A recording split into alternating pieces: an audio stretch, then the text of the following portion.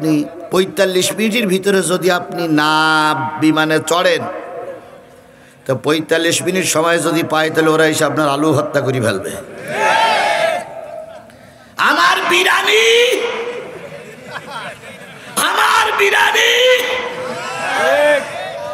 আল্লাহ কয় বিরানি তোর কপালে নাই। কথা বলেন, কথা বলেন, কথা বলেন।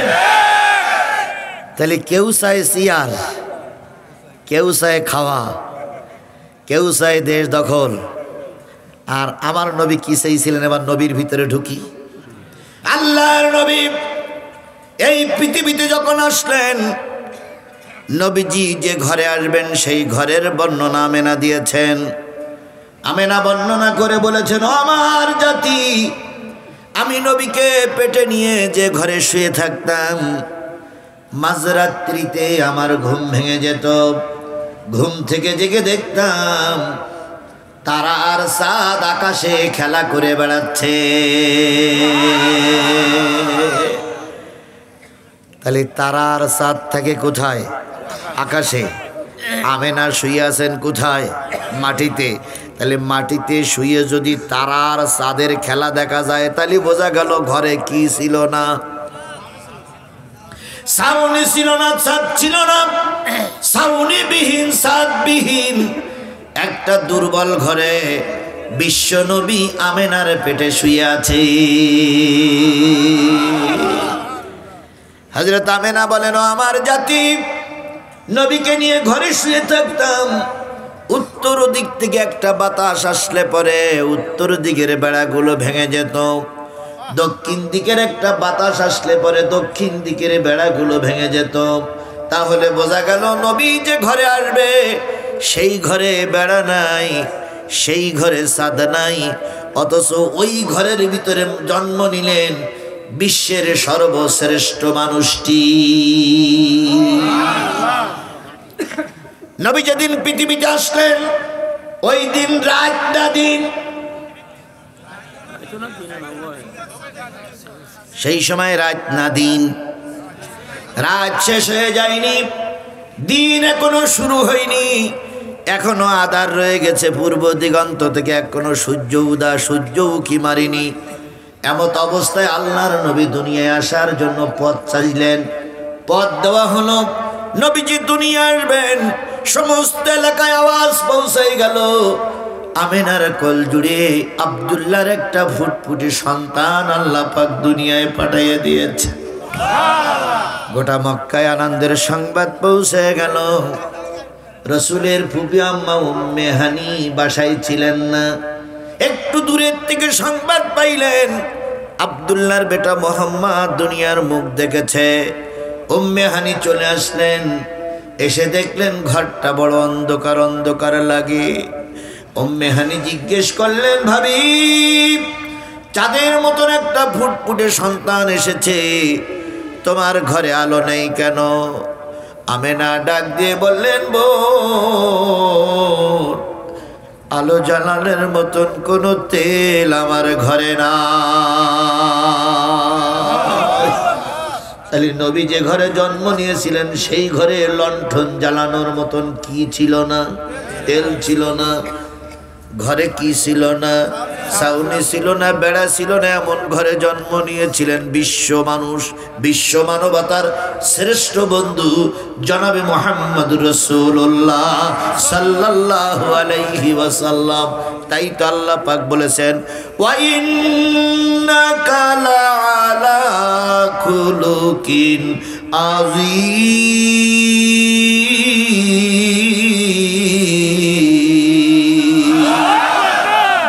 আমার নবী, পৃথিবীর কোন মানুষের চরিত্রের সঙ্গে তোমার চরিত্র তুলনা করা যাবে না।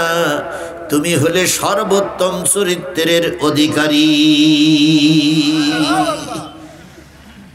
উম্মে হানি বলেন, আমি ঘরের ভিতরে ঢুকে আমেনাকে জিজ্ঞেস করলাম, ছোট ভাতিজা মোহাম্মদ কই? কয়, মোহাম্মদকে কাপড়ে জড়াই রাখা হয়েছে। উম্মে হানি বলেন, আমি ভাতিজা মোহাম্মদের চেহারার থেকে কাপড়টা সরাইয়া নিলাম। সঙ্গে সঙ্গে ঘরটা চাঁদের মতো আলোকময় হয়ে গেল। নবীর চেহারাটা এত উজ্জ্বল ছিল, যেই নবীর চেহারায় অন্ধকার ঘরটা কি হয়ে গেছে, আলোকময় হয়ে গেছে। আমি উম্মে হানি লক্ষ্য করলাম, বালক মোহাম্মদ, শিশু মোহাম্মদ, এতিম মোহাম্মদ, অসহায় মোহাম্মদ ছোট্ট দুটো ঠোঁট বিড় বিড় বিড় বিড় বিড় বিড় করে নাড়াচ্ছে।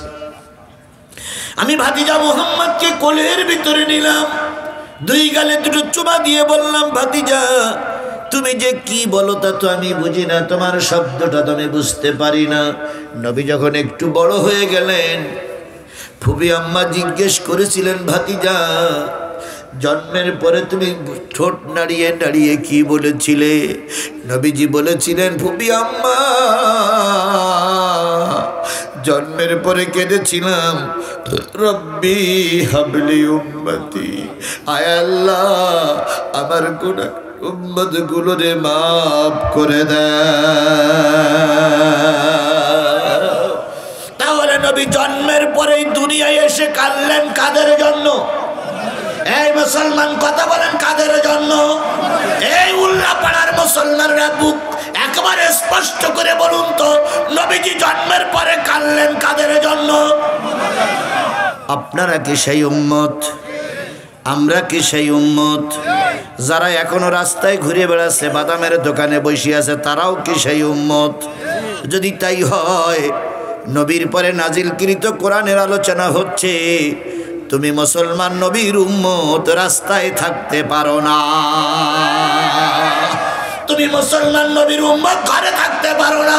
তুমি মুসলমান নবীর উম্মত বাদামের দোকানে থাকতে পারো না। যদি থাকো তাহলে বুঝতে হবে তুমি রাসূলের কলঙ্কিত উম্মত।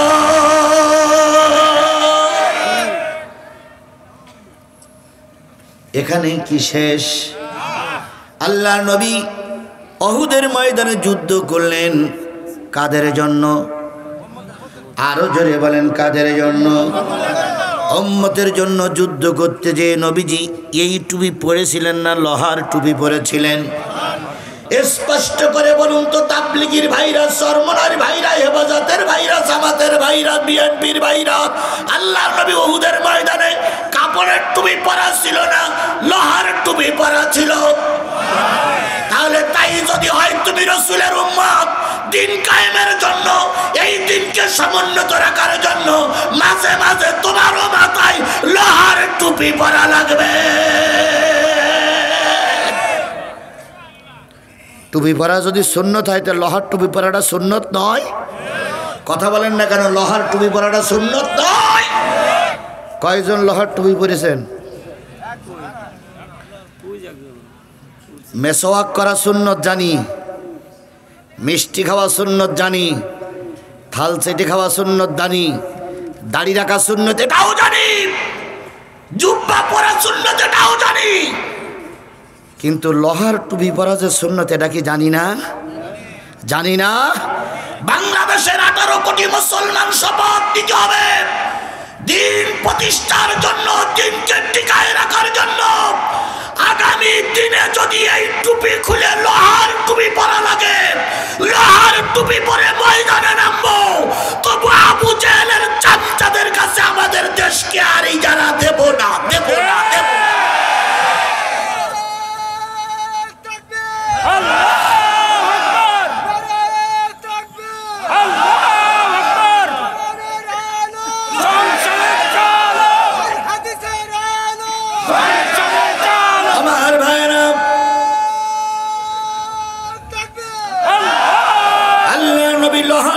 বললেন, লোহার জামা পরলেন, উহুদের ময়দানে শরীক হলেন। কাফেরদের অত্যাচারে আল্লাহর নবীর দাঁত ভেঙে গেল। এই লোহার টুপি কুলানো গেল না, হেলমেট ভেঙে গেল, মাথার ভিতরে কড়া ঢুকে পড়ল, দাঁত ভাঙা, মাথার ভিতরে কড়া ভেদ করে কড়া ঢুকে পড়েছে। নবী দারুণভাবে আহত হলেন। শুধু আহত হয়নি, নবী গর্তের ভিতরে ভূত হয়ে পড়ে গেলেন। ওই সময় নবীজির মাথাটা ছিল কোন দিকে? নিচের দিকে। পা দুটো ছিল উপরের দিকে। সাহাবীরা নিজেদের জীবন রক্ষা করার জন্য, কাফেরদের মোকাবেলা করার জন্য দিক বিদিক ছুটাছুটি করতেছিলেন। কারোর হাত নাই, কারোর পা নাই, কারোর চক্ষু নষ্ট হয়ে গেছে, কেউ বা উহুদের গর্তের পাশে টান টান হয়ে শহীদ হয়ে পড়ে আছে। আর আমার নবী গর্তের ভিতরে কি হয়ে পড়ে আছেন? ভূত হয়ে পড়ে আছেন। নবীজি কাউকে ডাকবেন, কারোর সাহায্য নেবেন, কিছুই বলতে পারতেছেন না। শুধু পা দুটো নাড়াচ্ছিলেন ছোট মানুষের মতো। গর্তের ভিতর থেকে কেঁদে কেঁদে বলছিলেন, ফাতেমা, বাবার ডাকটা যদি কানে যায়, ফিরে ছুটে এসো রে মা, তোমার বাবা বুঝি আজকেই শহীদ হয়ে যাবে। ও আমার জাতি, ফাতেমা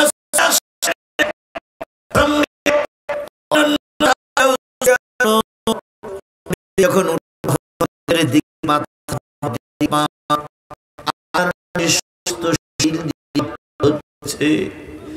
নবীকে যখন সোজা হয়ে বসানো হলো, তখনও কড়া ভিতরে ঢুকে আছে, বের করতে সাহস কেউ পাচ্ছে না। নবীজিকে যখন সামনে এনে বসানো হলো, দাঁত ভাঙা, মাথা ভাঙা, সমস্ত শরীরটা রক্তে জর্জরিত নবী সামনে এসে শোয়ানো হয়েছে 70টা উহুদের ময়দানের শহীদ লাশ। নবীজি দাঁড়িয়ে গেলেন। আবু বকর বলেন, ইয়া রাসূলুল্লাহ, দাঁড়াবেন না। নবীজি এবার বললেন, ও আল্লাহর বান্দারা, তোমরা 70 জন রক্ত দিয়েছো উহুদের ময়দানে, আমি তোমাদের কাছে ঋণী। ও আমার রব, 70 জন শহীদ হয়ে গেছে। আল্লাহর নবী 70 জন সহ আহত হয়েছিলেন কি প্রতিষ্ঠার জন্য? আরেকটু জোরে বলেন, কি প্রতিষ্ঠার জন্য? আল্লাহর নবী যদি উহুদের ময়দানে 70 জন সাথীরে হারাতে পারে, নিজে আহত হতে পারে, প্রয়োজনে আমরা 170 জন সাথীকে আবারও হারাবো, তবু বাতিলের কাছে এই দেশটারে ছেড়ে দেব না।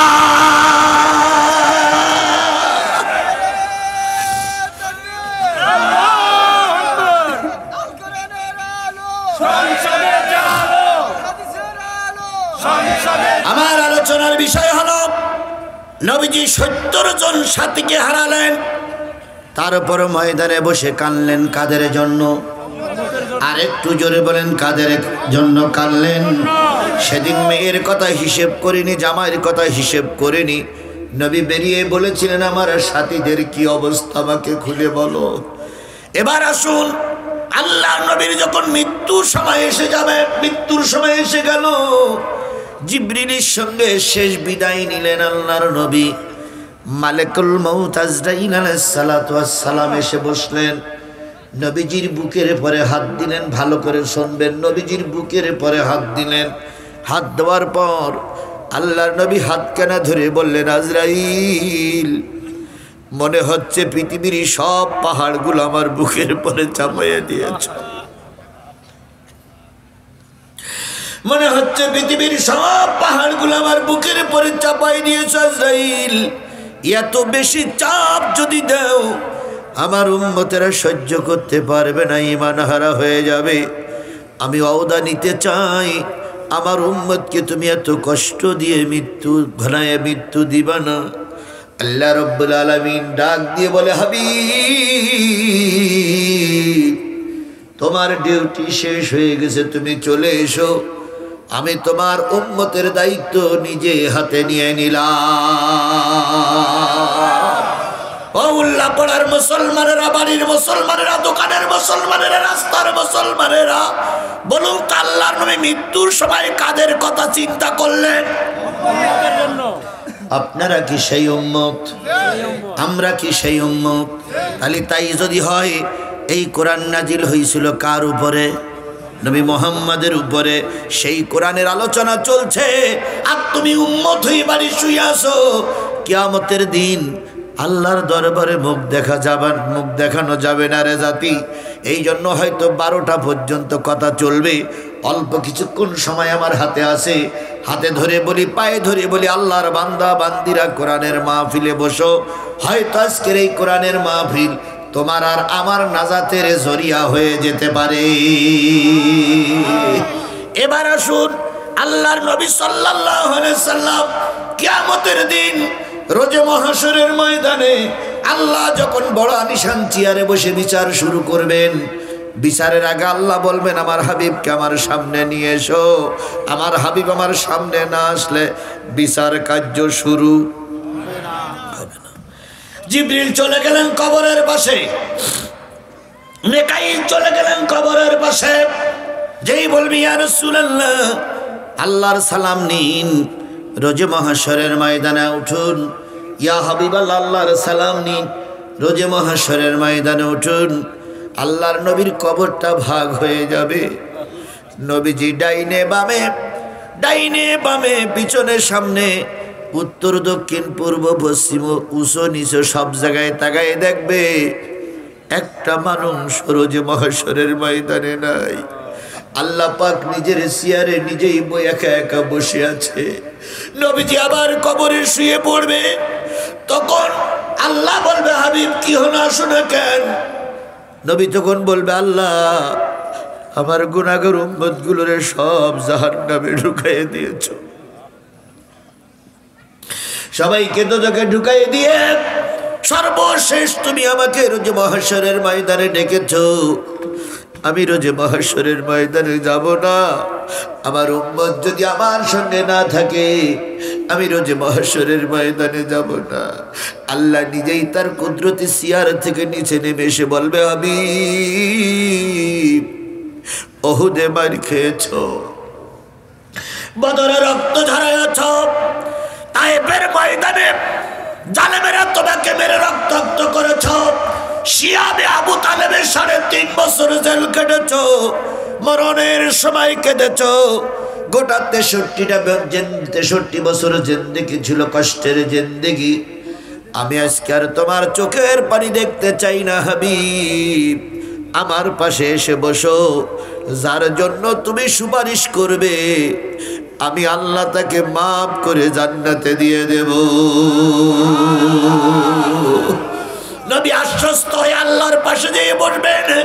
উম্মতকে দেখে দেখে সুপারিশ করে করে কোথায় নিয়ে যাবে? আপনারা কি সেই রসুলের সুপারিশ পেতে চান?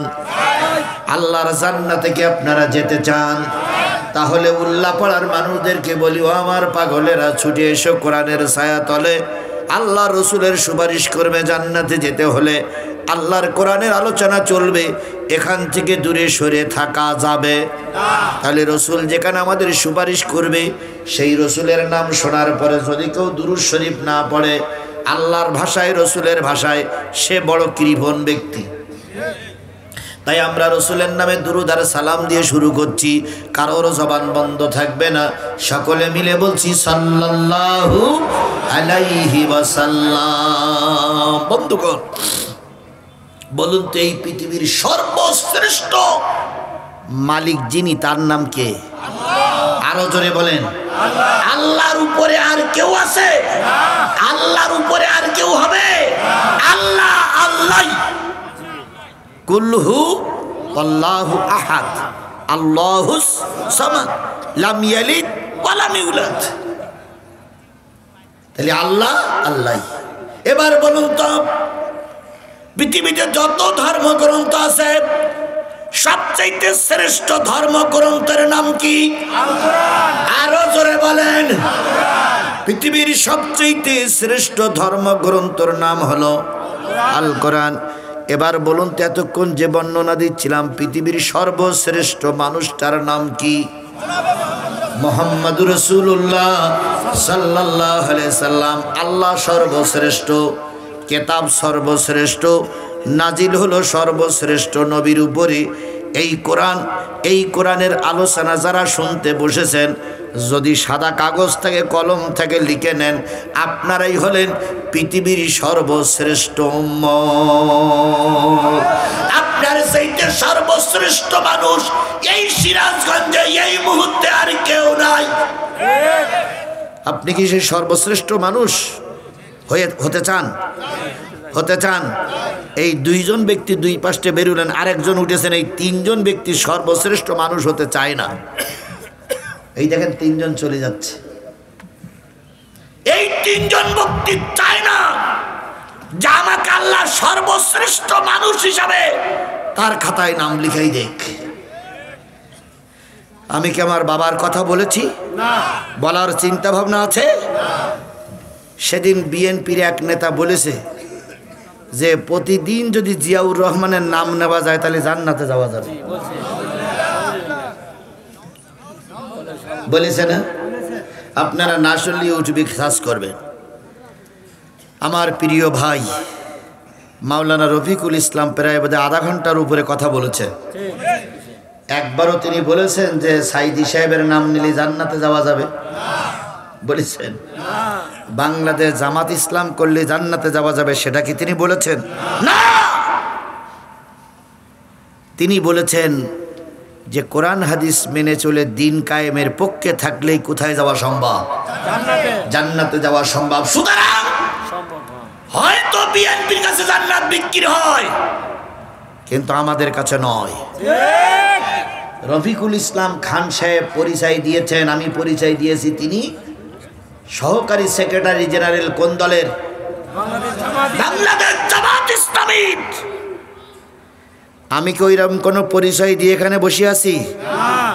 আমার পরিচয় কিন্তু বাংলাদেশ জামাত ইসলামী নয়, আমার পরিচয় হেফাজত ইসলাম নয়, আমার পরিচয় তাবলীগ শাসনতন্ত্র বিএনপি আওয়ামী লীগ জাতীয় পার্টি নয়। আমার পরিচয় আমি কি বলার জন্য বসেছি? আর একটু জোরে বলুন, কি বলার জন্য বসেছি? একটা লোক তার দলের পরিচয় দিতে পারে, কিন্তু আমি আমার পরিচয় দেই আল্লাহর কোরআনের পরিচয়। কথা বলেন ঠিক না ঠিক? এখানে কোনো দুশ্চিন্তার কোনো কারণ নেই। দলীয় কথা ভাইলেট করার জন্য চেষ্টা করব আমি কিসের থেকে কথা বলবো? তাহলে সর্বশ্রেষ্ঠ কোরআনের আলোচনা হচ্ছে। এই মজলিসে যারা বসবে পৃথিবীর সর্বশ্রেষ্ঠ মানুষ তারাই। তাহলে আমি সর্বশ্রেষ্ঠ কোরআনের সূরা জুমারের 2টা আয়াত পড়েছি, 71, 72। আমি এই 2টা আয়াতের আলোচনা করব। আপনারা কি শেষ মোনাজাত পর্যন্ত থাকবেন? থাকবেন? থাকবেন? শীতের রাত কারা কারা থাকবেন না তারা একটু হাত তোলেন তো।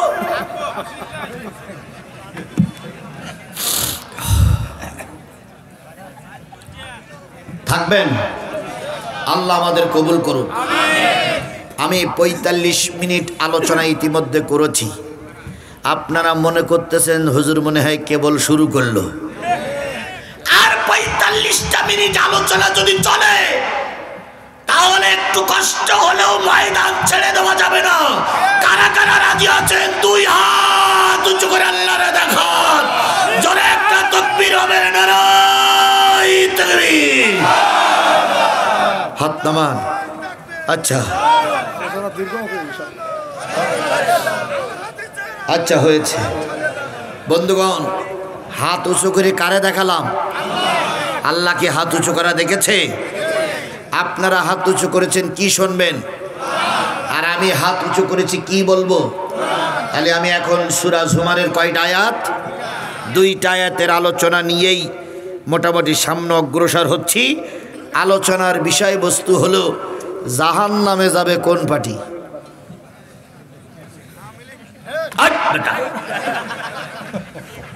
এত বছর ক্ষমতায় থাকলে আমলিগ দোজখে যাবে বললি? আমলিগ দোজখে যাবে কথা বলার আমাদের কোনো সুযোগ আছে? তুমি বললে আমলিগ দোজখে যাবে, আমি যদি বলি জামাত দোজখে যাবে, তাহলে তো কাউন্টার শুরু হয়ে গেল। কথা বলেন ঠিক না ঠিক? তুমি যুবক বললে আমলিগ দোজখে যাবে, কারণ তারা আলেম ওলামা সহ্য করতে পারত না। আর আমি যদি বলি জামাত যদি দোজখে না যায়, তাহলে জামাত ইসলামের শীর্ষ নেতারা ফাঁসিতে ঝুলল কেন?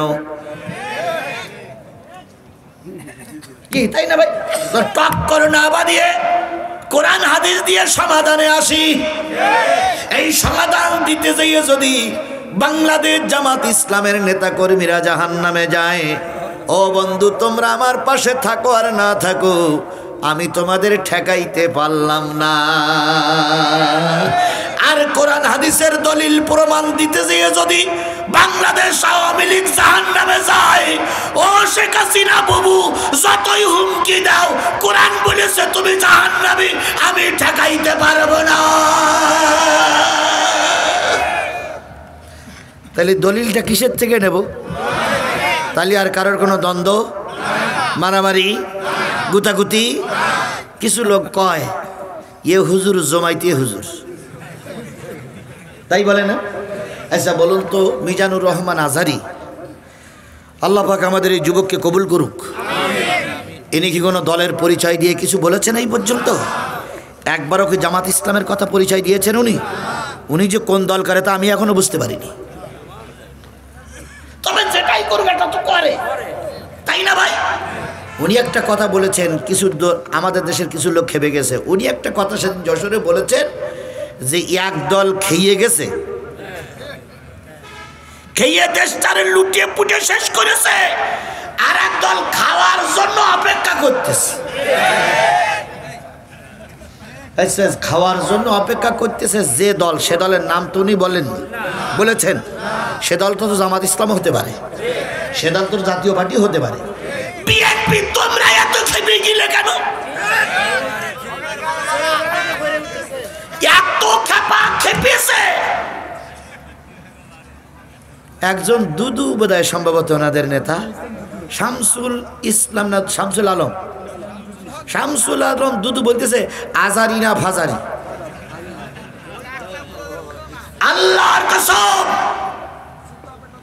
বিশ্বের বাংলাদেশের সবচেয়ে জনপ্রিয় স্কলার এখন আজারি। আজারিরা ফাজারি বাজে মন্তব্য করার কারণে জাতির কাছে একদিন তোমাকেও বিচারের আওতায় আনা হবে, একদিন তোমাকেও বিচারের কাঠগড়ায় দাঁড়ান করানো হবে। কারণ তুমি আমাদের নিয়ে মন্তব্য করোনি, মন্তব্য করেছ বিশ্ব নন্দিত একজন মুফাসসিরকে নিয়ে। আবারও বলি, আমি কিন্তু বিএনপির বিপক্ষের লোক নই, কারণ বিএনপি আর জামাত দুই দল মিলে সংগ্রাম করে দেশ স্বাধীনতা নিয়ে আসছে। বিএনপি আমার ভাই, জামাত আমার ভাই, কথা বলেন ঠিক না বেঠিক? এ কথাগুলো তারাই বলতে পারে যাদের ভিতরে দেশপ্রেম আছে। আল্লামা সাঈদী সবাই জানতেন, তিনি কি বলে বাংলাদেশ জামাত ইসলামের নায়েবে আমির ছিলেন, মৃত্যুর আগ পর্যন্ত তিনি নায়েবে আমির ছিলেন। তিনি জাতীয় সংসদে দাঁড়িয়ে বলেছিলেন, কওমিকে আমি ডাইন চোখে দেখি আর আলিয়ার আমি বাম চোখে দেখি, দুটাই আমার চোখ, এটা কওমি এটা আলিয়া, কিন্তু তোমরা কেন এই মহানুভবতা দেখাতে পারো না যে মহানুভবতা আল্লামা সাঈদী দেখাই দিয়ে গেছে? উনি বললেন একদল খেয়ে গেছে আর একদল খাওয়ার জন্য অপেক্ষা করতেছে। আপনার গায়ে লাগলো কেন? আপনার গায়ে লাগলো কেন?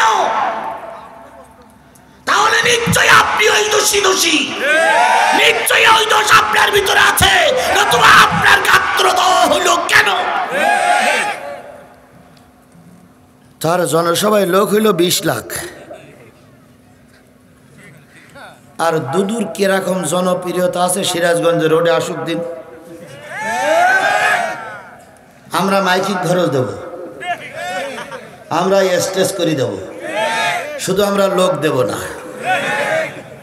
মাইকিং খরচ আমার আর স্টেজ খরচ আমার, আমি দেব, শুধু কে দেব না? লোক দেব না।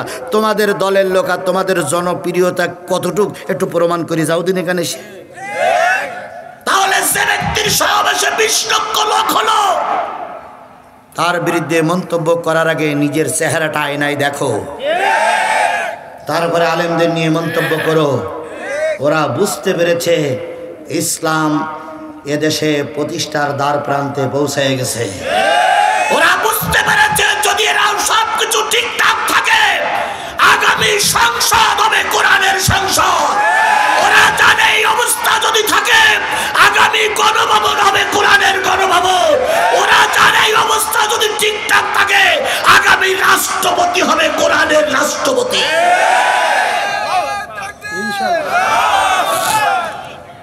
এই জন্য ওরা মালকাসা দিয়ে লেগে গেছে।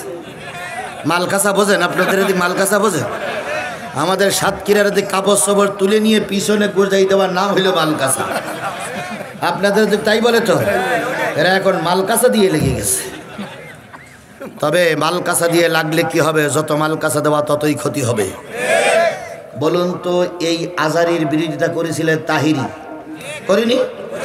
এই আজারির বিরোধিতা করেছিল না না, এই আজারের বিরোধিতা করেছিল কুয়াকাটা, কি করেনি? এই আজারির বিরোধিতা করেছিল অনেক হুজুররা। তারা এখন টাউনে আছে না ডাউনে আছে? বলেন, টাউনে আছে না ডাউনে আছে? তাদের জনপ্রিয়তা ছিল আকাশচুম্বী। একজন আলেমের সমালোচনা করার কারণে আকাশচুম্বীর জনপ্রিয়তা মাটির সঙ্গে মিশে গেছে। একটা জিনিস মনে রাখবেন, কাউকে কটূক্তি করে, কাউকে হেয় প্রতিপন্ন করে বড় হওয়া যায় না। আজিজুল ইসলাম জিহাদির লোক হয়েছে, আজিজুল ইসলাম জিহাদির মাহফিলের লোক হয়েছে সব মিলে 5,000, নারীরা 5,000, 10,000। আর আজারির লোক মাহফিলের লোক আসলো 10 লাখ। আমি যদি এখানে এই হিংসা করি, তো কালকে তো আমার মাহফিলের লোক কমবে না বাড়বে? কমে যাবে। সুতরাং উদার মন হও, জাতি তোমাদেরকে সামনে নিয়ে আসবে। শয়তানি মন হবা, জাতি ফুলের মালার জায়গায় জুতোর মালা পরাবে। তাহলে সর্বশ্রেষ্ঠ কোরআনের আলোচনার বিষয়বস্তু কি বললাম?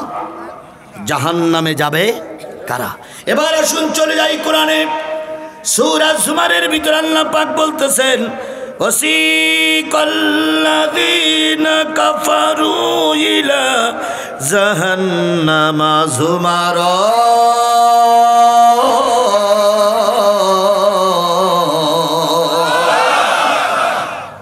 আল্লাহ পাক বলতেছে, সেদিনের কথা মনে করো যেদিন একদল অস্বীকারী জাহান্নামীদেরকে জাহান্নামের দিকে হাঁকায়ে তাড়িয়ে নিয়ে যাওয়া হবে।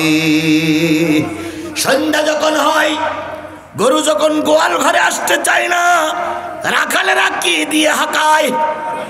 লাঠি দিয়ে হাঁকায়। চল গোয়াল ঘরের ভিতরে। গরু বাইরের দিকে তাকায় বলে, রাখাল ভাই, গোয়াল ঘরে খুব মশা, এই মশার কামড় আমি সহ্য, সেই জন্য আমাকে জাহান্নামের দিকে নিয়ে যেও না। বলুন তো, রাখালের কি দরদ হবে? রাখাল হুকুম পালন করে কার? মালিকের। মালিক বলেছে যে কায়দায় হোক গরুগুলোরে সব গোয়াল ঘরের ভিতরে ঢুকাও। যদি গরু ঢুকতে না চায়, তাহলে পিঠের পরে সপাস করে বাড়ি পড়ে। কিয়ামতের দিন একদল মানুষকে আল্লাহ বলবে, জাহান্নামের দিকে নিয়ে যাও। ফেরেশতারা বড় বড় আগুনের লাঠি দিয়ে, অগণিত ফেরেশতারা চারিপাশ থেকে এক জায়গায় করে সবাইকে পিটাইতে, দাবড়াইতে, ধাক্কা দিতে কোন দিকে নিয়ে যাওয়া হবে? জাহান্নামের সামনে যখন ওই লোকগুলো পৌঁছাইয়া যাবে, হাত্তা ইযা জাউহা, এই লোকগুলো যখন জাহান্নামের সামনে পৌঁছায় যাবে, তখনও জাহান্নামের দরজা কি করা হয়নি? খোলা হয়নি। এখনো জাহান্নামের দরজা বন্ধ। বাইরের থেকে আওয়াজ করবে, ও জাহান্নামের দরজা, জাহান্নামী ভাইরা, ফেরেশতা ভাইরা, দরজা খুলে দাও, মাল হাজির। দরজা খুলে দাও, মাল। ফেরেশতারা ভিতর থেকে আওয়াজ দেবে, কে? বাইরের থেকে বলবে, আমরা জাহান্নামীদের পিটা নিয়ে পাটি। কি করবো? কই দরজা খুলে দাও, গোল ঘরের ভিতরে, জাহান্নামের ভিতরে ঢুকাই দিমু। দরজা খোলা হয়ে গেল। ফেরেশতারা পিছনে দাঁড়িয়ে আছে কিসের লাঠি নিয়ে? আগুনের লাঠি নিয়ে। তারপরে বিরাট অস্ত্র, ফেরেশতারা বিরাট লাঠি নিয়ে দাঁড়ায় আছে। ডাইনে যাবি না, বামে যাবি না, সব ভিতরে ঢুকবি। এবার ফেরেশতারা দাঁড়িয়ে দেখে, 1 জন না, 2 জন না, 3 জন না, 4 জন না, 1 লাখ না, 2 লাখ না, 4 লাখ না, 5 লাখ না, কোটি মানুষ দাঁড়ায় আছে। এবার ফেরেশতারা বলবে, ফুতিহাত আবওয়াবুহা, দরজা খুলে গেল।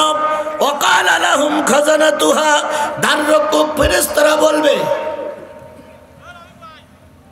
হ্যাঁ রহিম ভাই গান আছে। দ্বাররক্ষক ফেরেশতারা বলবে, ওয়াকালা লাহুম খাজানাতুহা, দ্বাররক্ষক ফেরেশতারা বলবে, এই তোরা দোজখের সামনে কেন? আর ফেরেশতারা তোদের পিটাচ্ছে কেন? আলাম ইয়াতিকুম রাসূলুম মিনকুম, তোদের কাছে রাসূল যায়নি? এই জাহান্নামীরা, রাসূল যায়নি, তোরা এখানে আসছে কেন? আর ওরা পিটাচ্ছে কেন? তোরাও মানুষ হয়ে বেহেশতে যারা গেল, ওরাও মানুষ, তোরা দোজখে আসলি কেন আর পিটাই কেন? যদি এই দলের ভিতরে, সেই দলের ভিতরে আপনারা কেউ থাকেন, এটা আমি চাই না। কারণ আপনাদের যে এমপি ছিল তার আগে ছিল নাম লেখা ইমাম। বলেন বলেন বলেন, আগে যারা এমপি ছিল তার আগের নামের পরে তো ইমাম ছিল না ভাই? তাহলে যেই দেশের এমপি মসজিদ ইমামতি না করেও ইমাম হয়, সেই এলাকার মুসল্লিরা দোজখে তো যেতেই পারে না। আমার কথা মানে বুঝতে পারেন, আপনারা বুঝতে পেরেছেন? আবার যে ইমামের নামাজ লাগে না, যে ইমামের মুখে দাঁড়িয়ে থাকে না, তারাই যদি মসজিদের ইমাম হয়, তাহলে বুঝতে হবে ওটা জান্নাতের ইমাম নয়, ওটা জাহান্নামের ইমাম।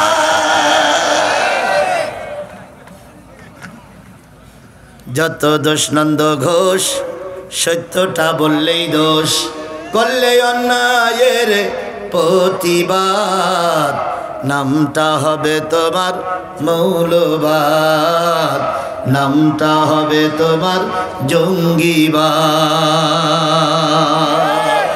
পেন্টাগনে হামলা হলো, দোষী খুঁজে নাহি পেল, ওসামাকে দিল দোষের অপবাদ, নামটা হবে তোমার জঙ্গিবাদ, নামটা হবে তোমার মৌলবাদ।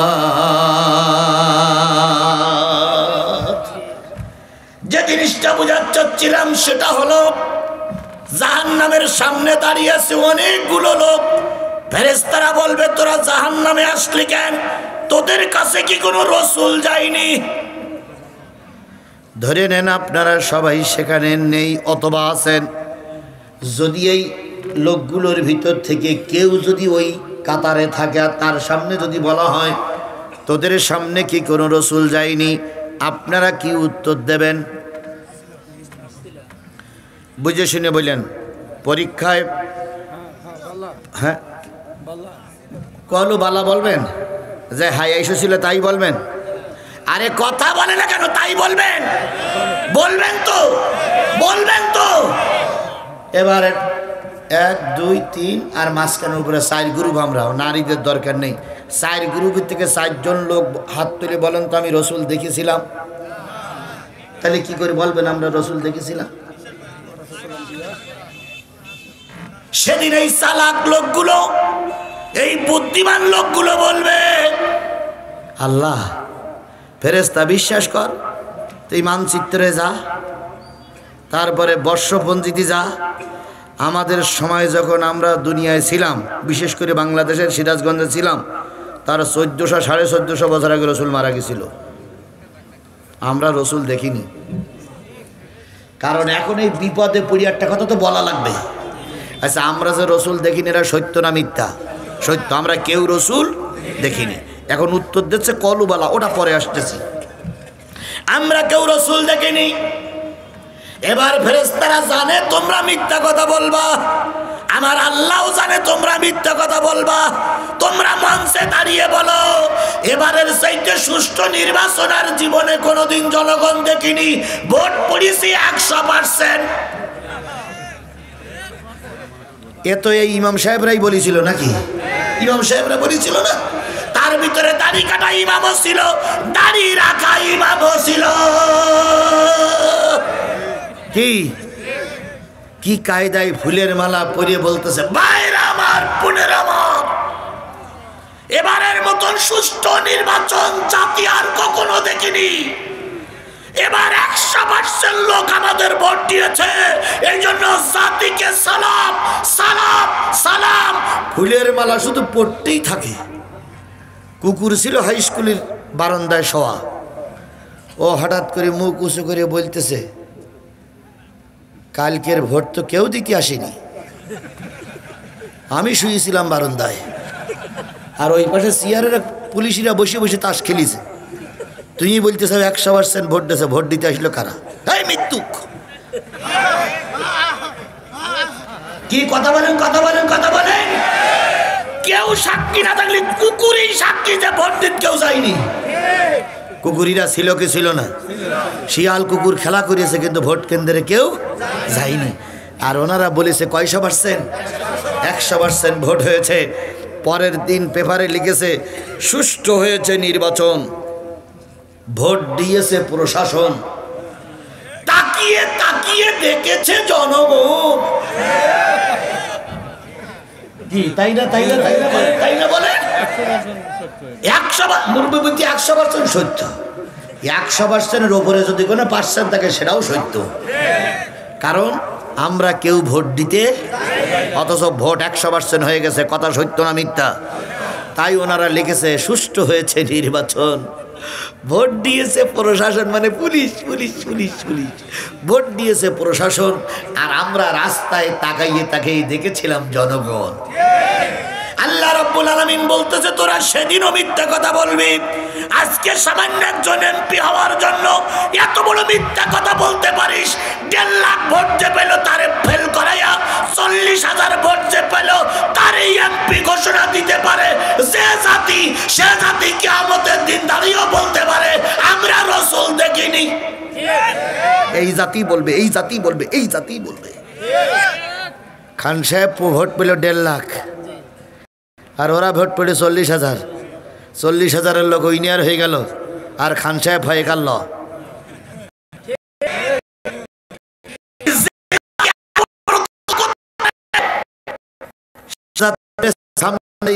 আমরা রসুল একথা বলবে না। এখন আপনারা একথা বলবেন, সেটা মনে আমার আল্লাহ জানতো। এই জন্য আল্লাহ পরবর্তী আয়াত দিয়ে দেখছে, দেখেন وَيَنْظِرُونَكُمْ لِقَاءَ ইয়াউমিকুম হাযা। বুঝলাম রসুলের জামানায় তোরা ছিলি না, রসুল তোদের জামানায় যায়নি, রসুল তোদের কাছে আসি নাই। কিন্তু আজকের এই কোরআন, যে কোরআন আমার সামনে আছে, যে কোরআন আমি নাজিল করেছিলাম, যে হাদিস আমার রসুল রেখে আসছিল, ওই হাদিস কোরআন বলার জন্য কোনো আলেম কি উল্লাহ পাড়ার মাটিতে যায়নি? কে জিজ্ঞেস করবে? এইগুলো মিডিয়া হচ্ছে না হচ্ছে না? বলুন তো, আল্লাহর কোরআন ভিডিও করতে পারে না পারে না? সর্বোপরি আমি আছি, আপনিও আছেন। আপনারা আমাকে দেখতেছেন, আমি আপনাদের দেখতেছি। সেদিন যদি আল্লাহ পাক আমাকে ভেস্তে দেয়, তাহলে সবার আগে আমাকে দেবে। আমি থাকবো উপরে, তোমরা থাকবা নিচে।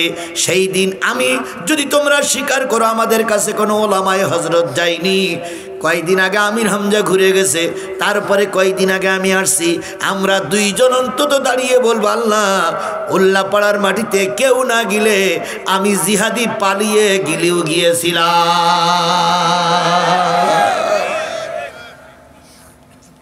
সেদিন মিথ্যা কথা বলে পালাতে পারবো না। বাধ্য হয়ে আপনারা বলবেন কলুবালা, হ্যাঁ আল্লাহ এতক্ষণ মিথ্যা কথা বলতেছিলাম যে সল চুতুরি করি কোনো রকম পাঁচটাস কেটে যাওয়া যায় কিনা, কিন্তু এখন জিহাদি সামনে যে, এখন আর পাশ কাটেনে যাবে না।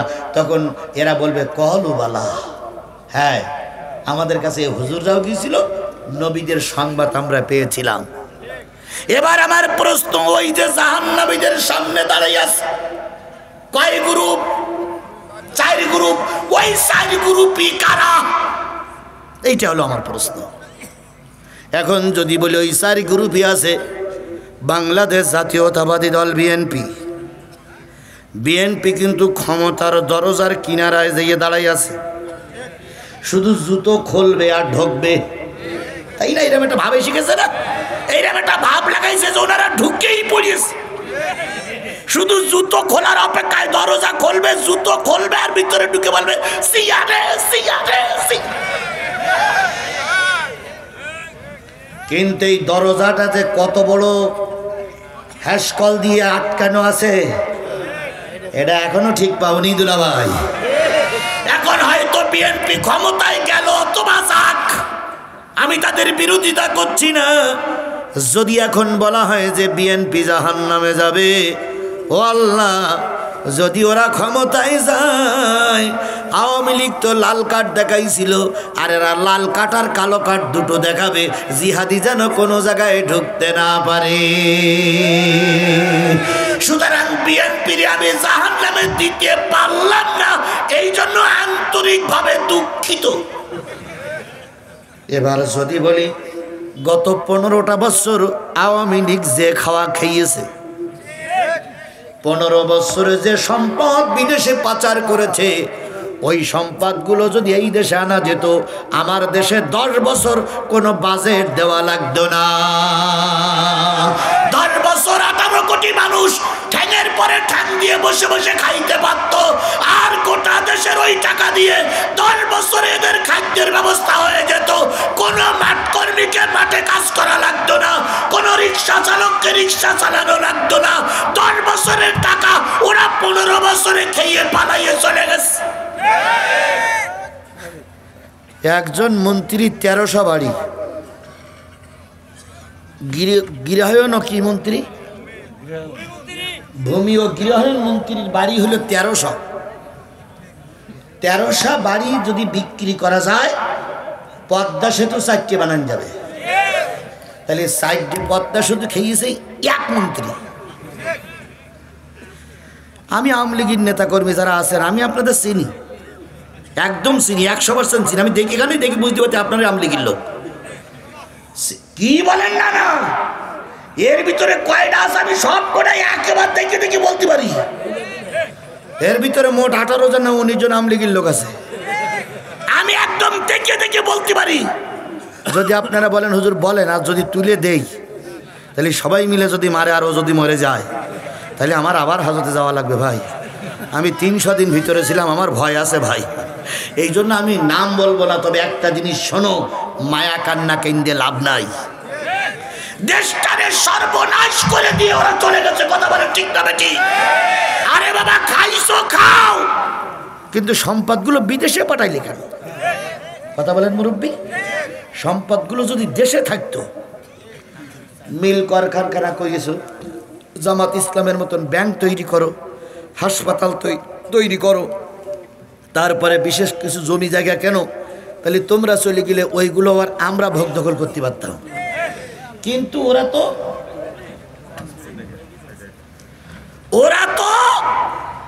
শুধু খায়নি, সব কোন দেশে পাচার করেছে।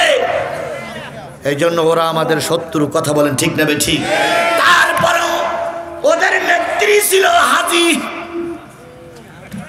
5 ওয়াক্ত নামাজি, দৈনিক রাত্রে নাকি 30-40 টাকা তাহাজ্জুদ নামাজ পড়ত।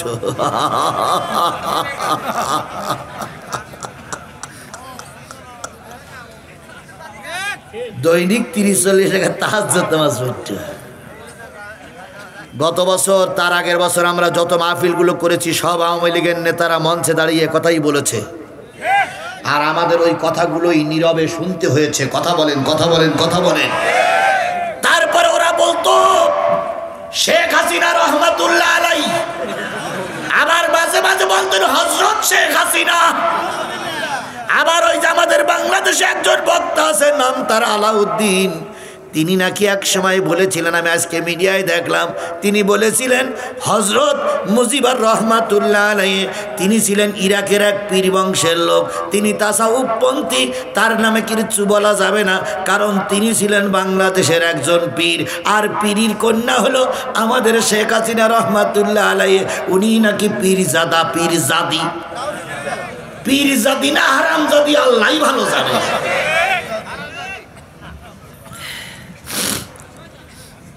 খারাপ লাগতেছে? চলবে, চলবে, চলবে। ওরে যখন আমার পক্ষে কেউ ছিল না তখনও চালাইছি, আর এখন তো সব আমার, কথা বলে ঠিক না বেটি? ডাইনে আমার, বামে আমার, পিছনে আমার, সামনে আমার, উপরে আমার, নিচে আমার। এখন কোরআন হাদিসের কথা বলবো, যদি কেউ বাধা দেয় জিভ টেনে কুকুরে দিয়ে খাওয়ানো হবে।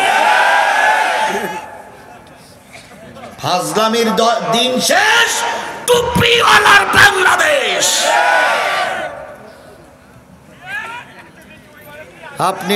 আপনি ঠিক বললু ঠিক, না বললু ঠিক। আজকে কি জিহাদির ওয়াজ আপনারা নতুন শুনতেছেন? জোরে বলেন নতুন শুনতেছে। তবে এখন একটু গতি কমিয়ে গেছে। যদি বলেন ভয়ে না, যদি বলেন বয়সে না, এখন গতি কমিয়েছে, বাধা নেই তাই। যদি বাধা থাকতো তাহলে গতি ঠিকই থাকতো। কথা বলেন ঠিক নেবে ঠিক। আবহানি আর মোহামেডান দুই পার্টি খেলা করতেছে, দুই পার্টি সমান সমান। আবহানি মোহামেডান সমান সমান আবহানি, তাহলে দুই পার্টি এখানে কান গোল দিল, ওরা আর কান গোল দিল, তাহলে খেলা কি জমি ওঠে না? এখন ওরা সারা জীবন বলেছিলেন খেলা হবে খেলা হবে খেলা হবে, আমরা খেলা করতে নেমেছি, ওনারা নাই। মাসুদ তুমি ভালো হয়ে যাও, এ কথাকে বলবে আর পালিয়ে গেছে কাউয়া কাদের কেউ জানে না, কেউ জানে না খবর তার ভালো হয়ে যায়। ফকরুল সাহেব আপনার বাসায় কাউয়া কাদের গেছেননি, ঠাকুর গায়ের বাসায় আপনি থাকতে তারে দেননি। তার সাথে যে হিসাব বাকি, হায় হায়, তার সাথে যে হিসাব বাকি আছে কোটি জনতার পালিয়ে গেছে কাউয়া কাদের কেউ জানে না, কেউ জানে না খবর তার ভালো হয়ে যায়। তাহলে এত বড় ধর্মভীরু দলকে আমরা দোজখে দিতে পারলাম না বলে দুঃখিত। এবার বলুন তো, বাংলাদেশের সবচাইতে মীর জাফরের ভূমিকা পালন করেছিল যে দলটি, সেই দলটির নাম কি? এর চাইতে বড় গাদ্দার, এর চাইতে বড় মীর জাফর, এর চাইতে বড় নিমক হারাম আর বাংলাদেশে কেউ ছিল না। যদি এই মীর জাফর, এই গাদ্দার, এই কাপুরুষ শেখ হাসিনার পক্ষে সাপোর্ট না করত, 15 বছর নয়, শেখ হাসিনা 15 দিন ক্ষমতায় টিকে থাকতে পারত না। এই শেখ হাসিনার ক্ষমতায় টিকাই রাখার মূলেই ছিল এই মীর জাফর, হোসাইন, মোহাম্মদ এরশাদ আর তার দল। এত বড় মীর জাফর জান্নাতে যেতে পারবে বলে আমার মনে হয় না। এদেরকে আমি জান্নাতে দিতে পারলাম না, অথবা দোজখেও দিতে পারলাম না, এই জন্য দুঃখিত। এইবার আসেন বাংলাদেশ জামাত ইসলামী। জামাত ইসলামী সম্পর্কে আপনাদের কে কতটুকু ধারণা রাখেন তা আমি জানি না। বাংলাদেশ জামাত ইসলামীর লোকের নামে হাজারো হাজারো মামলা, অগণিত নেতা কর্মী ফাঁসির কাস্টে ঝুলেছে। জানি না তারা জান্নাতে যাবে কি জাহান্নামে যাবে। আমি তাদেরকেও জান্নাতে দিতে পারলাম না, জাহান্নামে দিতে পারলাম না। এখন আমি বলতে চাই, আল্লাহ রে আল্লাহ, তুমি বলে দাও। উল্লাপাড়ার মানুষের কাছে একটা কথা বলে আমি মহা বিপদে পড়েছি। একদল মানুষ জাহান্নামে যাবে, ওরা প্রশ্ন করেছে তারা কারা। আমি যদি উত্তর দিতে না পারি, আওয়ামী লীগ, বিএনপি, জাতীয় পার্টি, জামাত ইসলাম সব একজোট হয়ে আমার মাই শুরু করবে। আল্লাহ মারির থেকে তুমি আমার পরিত্রাণ দাও। এক্ষুনি আয়াত নাজেল হচ্ছে, ফি জান্নাতিক ইয়াতাসালুনা নিল মুজরিমিন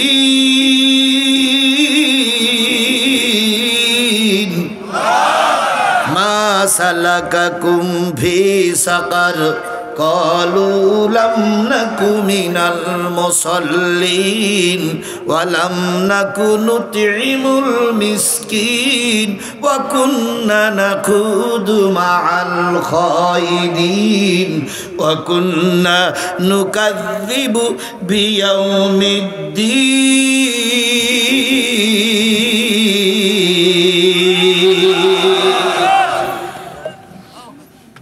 জাহান্নামের সামনে দাঁড়িয়ে আছে কয় গ্রুপ? আমি এতক্ষণ পরিচয় দিলাম কয় দলের? 4 দলের। এখন কাউকে জাহান্নামে দিছি, কাউকে জান্নাতে দিছি, তাহলে এখন ৬০ দল এক জায়গায় হয়ে যাচ্ছে আর বলতেছে এই হুজুর আমাদের ৬০ দলের শত্রু, ধর হুজুর ধরে নাস্তা কর। কি এবার সব একসঙ্গে হয়ে যাবে না যে এই হুজুর আমাদের ভিতরে ফিতনা বাজাতে হয়েছে? কি তাই বলবে না? তাই বলবে না? আমি বিপদে পড়ি কার কাছে সাহায্য চাইলাম?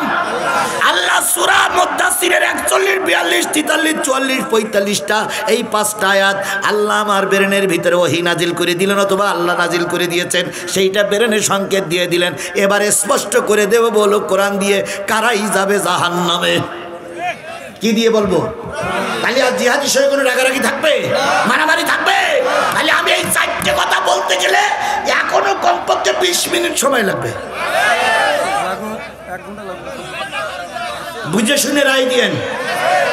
আমি যে কথা শুরু করবেন আপনার টুকটাক করে উঠবেন তা হবে না। এখন বাজে কত? 12টায় 5। আমি সব মিলে আপনাদের কাছ থেকে 25টা মিনিট ভিক্ষা নেব।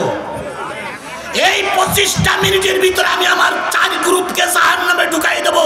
সেই 4 গ্রুপের ভিতরে জামাত ইসলাম থাকলেও, ইসলামী হেফাজত আন্দোলন থাকলেও, আওয়ামী লীগ না থাকলেও না থাকতে পারে, আওয়ামী লীগের ভাইরা চুপচাপ শোনো, হয়তো তোমরা বেশি যেতে পারো আজকে, কোনো টেনশন করার দরকার নেই, চুপচাপ থাকো। আমি তোমাদের বাঁচানোর জন্য চেষ্টা করব। অন্তত তোমরা আমার নামে 20টা মামলা দিলে এই খাতিরে, তোমরা আমার 5 দিন আয়না করে রেখেছিলে এই খাতিরে, তোমাদের আমি বাঁচাতে পারি, তাহলে চলবে। নওগাঁয় এক মাহফিলে গেছে। তা নওগাঁয় মাহফিলে যাওয়ার 1 সপ্তাহ আগের একটা ঘটনা। এক হুজুর ওয়াজ করতে যেয়ে বলতে, ভাইয়ের আমার কবরস্থানের মাহফিল, আপনারা কি সব জান্নাতে যেতে চান? তা সবাই আপনারা যেমন খান সাহেবের সঙ্গে হাত তুলেছেন জান্নাত করায়, বলতে আমরা জান্নাতে যেতে চাই। জান্নাতে যদি যেতে চান তাহলে কবরস্থানে গোরস্থানে একজন পীর সাহেব অথবা একজন হক্কানি আলেম ওই কবরস্থানে কবর দিয়ে রাখবেন, তাহলে ওর খাতিরে আপনাদের সবাইকে আল্লাহ মাফ করে দেবে। এখন এই কথা বলার পরে মোনাজাত করে ওয়াজ শেষ। সকালবেলা হুজুরি থাকতে দিয়েছে একটু অনেক দূরের বাড়ি। হুজুর আর ফজরের নামাজে যায়নি। খাদেমের বলিস তুই তারে নামাজ পড়িয়ে আমি তারে এদিকে কাজ শেষ করি, নাস্তা পানি খেয়ে বাড়ি যাব। ফজরের নামাজ পড়ে সভাপতি বলতেছে, হুজুর কালকের প্রধান বক্তার ওয়াজটা কি খেয়াল করে শুনেছিলেন? কয় কি? কয় হুজুর একসময় বলেছিল না যে হয়তো পীর সাহেব না একজন ভালো আলেমের কবর দিয়ে রাখলে গোরের আযাব মাপ। তা আমাদের কবর খোলায় তো কোনো আলেমের কবর নেই, পীর সাহেবও নেই। তা যে হুজুর কালকে ওয়াজ করেছেন উনি কি চলে গেছেন না আছেন? তা বলতেছেন উনি আছেন। তা সভাপতি বলছে তাহলে ওনার মেরি কবর দিলে কেমন হয়? অন্তত কবরের আযাবটা যেন মাফ হয়। তো ইমাম সাহেব বলতে যথার্থই বলেছেন আপনি, কারণ যখন কোনো আলেম থাকলে কবরের আযাব মাফ হবে, তখন ওই হুজুরেরই ধরা যাক, ধরি যে কায়দা হোক মেরি একটা ভালো করে কবর দেওয়া যাক। খাদেম এইসব পিছনে বসে বসে শুনতেছে, শুনে ওরা ওই আলোচনা করতেছে, আর খাদেম জুতো ফেলাই দিয়ে মেরিছে দৌড়। হুজুর হুজুর হুজুর হুজুর বলতে কি এত হাঁপাচ্ছিস কেন? কয় শিগগিরই বাইর। কয় কেন? কয় এই ঘটনা আপনারা মেরি কবর দেবে, এরা কবর আযাব মাজার জন্য বাঁচার জন্য এরা আপনার কবর দেবে। হুজুর বলতে ওরা এখনো সে হাদিয়া দেবে। ওরা হাদিয়ার দরকার নেই, প্রাণ বাঁচান আপনি, জানেন ওই পর্যন্ত থাক, আপনি দৌড়ান। হুজুর আর সাগরে মানে গেঞ্জি জামা গায়ে দেওয়ার সময় পাইনি, শুধু দৌড়াচ্ছে। ও ভাই আমি ওয়াজ করতে যাইয়ে যদি এইরকম একটা গেড়া কলে আপনাদের ফেলেই রেখে যাই, তাহলে হয়তো আপনারাও মেরি আমার কবর দিতে পারেন। এই জন্য আমি প্রশ্ন করেছি উত্তর কি দিয়ে দেব। সবাইকে উত্তরটা শুনে বাড়ি যেতে রাজি আছেন? কারা কারা রাজি আছেন? এবার 2 হাত উঁচু করে আল্লাহর দেখা। আল্লাহ আমাদের এই হাতগুলোরে কবুল করুক। আরো জোরে বলেন আমিন, আরো জোরে আমিন। লিল্লাহে তাকবীর। আমি বলি শোনেন, ওয়াজ ভালো লাগুক আর নাই লাগুক, পছন্দ হোক আর অপছন্দ হোক, 12:30টার মধ্যে থাকা লাগবে। এরপরে যদি 5 মিনিট আগে হয় সেটাও আপনাদেরকে সেই নেবো, 5 মিনিট পরে হলো সেই নেবো, কিন্তু মনে করেন 12:30 পর্যন্ত। এই 12:30 পর্যন্ত আপনারা শপথ করেছেন যদি চলে যান তাহলে আমরা আমরা সবাই মিলে আপনার ধৈর্য এই জায়গায় নিয়ে বসেই রাখবো। আর যদি কেউ চলে যায় আপনি একটু খোঁজ নিয়ে দেখবেন তো আসলে জামাত বিএনপির লোক না আওয়ামী লীগের লোক, এটা একটু খোঁজ নিয়ে দেখবেন শুধু, কারণ আপনারা তো এলাকার লোক চেনেন না ভাই। দেখবেন একমাত্র আওয়ামী লীগের লোক ছাড়া কোরআনের মাহফিল থেকে কেউ চলে যাবে না। খেয়াল করবে দেখবেন, এবার খেয়াল করে দেখবেন, তাহলে আল্লাহ আমাদের কবুল করুক। 2 মিনিট একটু সময় দেন আমাকে, 2 মিনিট। সেটা হলো এই মাহফিলটা করতে গিয়ে 2 লাখ টাকা খরচ। আমার নেতার কাছ থেকে পাইছি মাত্র কত, আর আগের হুজুরি যা তুলেছে আমার হিসেবে সব মিলে মনে 50,000 এখনো হয়েছে কি হতে পারে, তাহলে আর কয় লাখ টাকা শর্ট। এখন আপনারা বলবেন হুজুর আমাদেরকে টাকা দেওয়ার জন্য আপনারা ডেকে নিয়েছেন। না ভাই, কোরআনের কথা শোনানোর জন্য ডেকে নিয়ে আসছি। এই কোরআনের মাহফিল দিয়েছে একদল যুবক। এখানে কি লেখা আছে খেয়াল করেছেন? ব্রহ্ম কাফেলিয়া মিয়াপাড়া যুব সমাজ। কি পাড়া? দিয়ার পাড়া। আচ্ছা তাড়াতাড়ি দেখছি ওই হইলো আর মানে ভুল ধরার ওস্তাদ। আচ্ছা হলো। এখন অনেক সময় ইচ্ছা করে দুটা ভুল বলতে হয় ভাই, নতুবা তো আপনারা চাঙ্গা হন না। এখন যাই হোক, ভুল ওইটা যারা হইলো। এখন এই যুবকেরা যদি এবছর মাহফিল দিয়ে ক্ষতিগ্রস্ত হয়, নিঃসন্দেহ আগামী বছর এখানে মমতাজের এনে গান বাজাবে। এতে কি আমাদের কল্যাণ হবে না অকল্যাণ হবে? তাহলে ওরা যত অকল্যাণের পথে না যায়, এই জন্য ওদের এই হাতকে শক্তিশালী করার জন্য আমি যদি ওদের হাতে 20টা 30টা 50টা করে টাকা দেই, নারী পুরুষ যদি 10,000 লোক আমরা হয়ে থাকি, 6,000 লোক যদি আমরা হয়ে থাকি, তাহলে 50 করে টাকা যদি সব মিলে মাথা পিছু দেই, তাহলে আমাদের খরচের টাকাটা উঠে যাবে। ওরা আর আগামী বছর আবার কিসের মাহফিল দেবে? এখন আমি দেখতে চাই আপনারা কোরআনের পক্ষে না বিপক্ষে। যদি পক্ষে হন তাহলে পকেটে একটু হাত দেন, আমিও হাত দিচ্ছি। পকেটে একটু হাত দেন, সবাই হাত দেন, সবাই হাত দেন, আমিও হাত দিচ্ছি।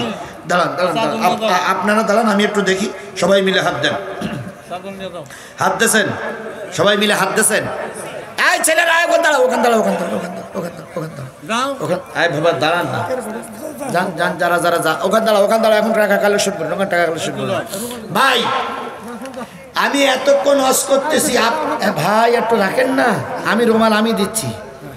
আমি এত ছেলে গামছা দাঁড়াও, এই বাবা ওখানে দাঁড়াও। ভাই এতক্ষণ আমি যে ওয়াজ করেছি, একবারও কি আপনারা কেউ বলেছেন টাকা তুলতি? আমি কি একবারও বলেছি টাকা উঠাবো? আমাকে পাশের লোকেরা কি বলতেছে জানেন? টাকা উঠান, টাকা উঠান, টাকা উঠান। তাহলে এনারাই কমিটির লোক, এনারা টাকা উঠাতে বলতেছে না? আচ্ছা এনারা বসে আছে নিচে না উপরে? তাহলে এনারা সম্মানিত লোক না? তাহলে টাকাটা আগে ওনারা দেবে, তারপর আমরা দেব। ওনারা শুধু টাকা আমাদের কাছ থেকে নেবে, ওনারা দেবে না। এ হবে না, এ হবে না। ঠিক কইছি না? ঠিক কইছি না? তাহলে এইবার আমি এখানে ধরতেছি, আপনারা কারা কারা আমার মতন টাকা বের করেছেন তারা একটু হাত তোলেন। যে কারা কারা বের করেছে? 10 টাকা থাক, তাও বের করেন। 10টা টাকা থাক, 10টা টাকা বের করেন। 5টা টাকা বের করেন, 2টো টাকা বের করেন। এই মাঝখানের এই লোকগুলো সব মানে আমলিগির লোক, খুব চালাক, টাকা মোটে বের করেন। আল্লাহ আমাদের কবুল করুক। আমার 1 হাত আইছি 100, 1 হাত আইছি আমার পকেট থেকে 500। এবার আপনারা পকেটে হাত দেন, আবার দেন, দেন, যা আছে তাই দেন, দেন ভাই দেন, রাখেন, দেন ভাই দেন।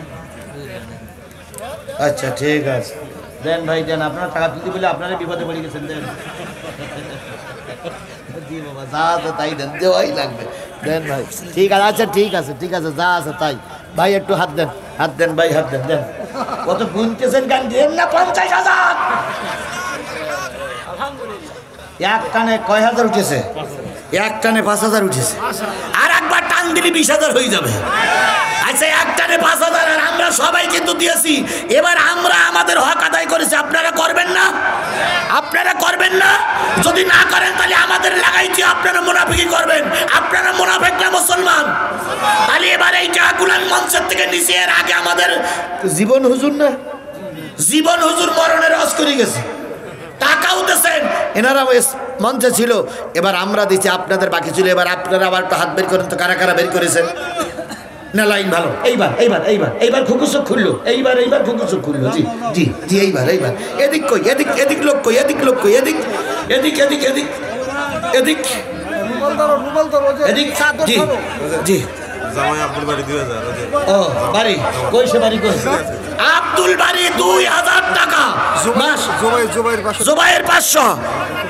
জি মাশাআল্লাহ আল্লাহ কবুল করুন আল্লাহ কবুল করুন জি জি জি ভাই আমি টাকা দিতে বলেছি উঠতে বলিনি। টাকা দিলি আবু বকর, উঠে গেলে আবু জাহেলের দলের লোক।